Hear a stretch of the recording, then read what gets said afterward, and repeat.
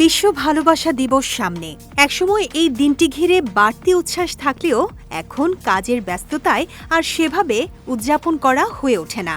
এমনটাই জানালেন চিত্রনায়িকা প্রার্থনা ফারদিন দিঘি। সম্প্রতি একটি অনুষ্ঠানে হাজির হয়ে নিজের ছোটবেলার ভ্যালেন্টাইন স্মৃতির কথা তুলে ধরেন তিনি।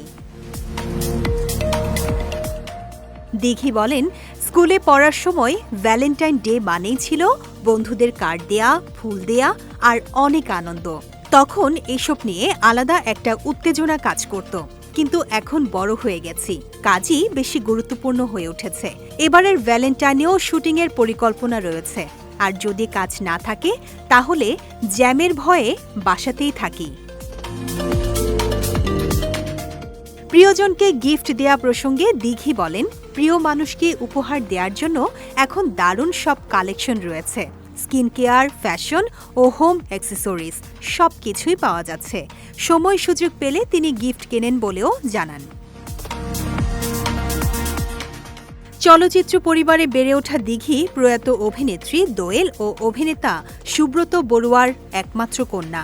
কাজী হায়াত পরিচালিত কাবুলিওয়ালা ছবির মাধ্যমে শিশুশিল্পী হিসেবে অভিনয় শুরু করেন তিনি। প্রথম চলচ্চিত্রেই অভিনয়ের জন্য ২০০৬ সালে জাতীয় চলচ্চিত্র পুরস্কার অর্জন করেন দিঘি। দাদিমা, চাচু, এক টাকার বউ সহ একাধিক জনপ্রিয় ছবিতে অভিনয় করে দর্শকপ্রিয়তা অর্জন করেন দিঘি।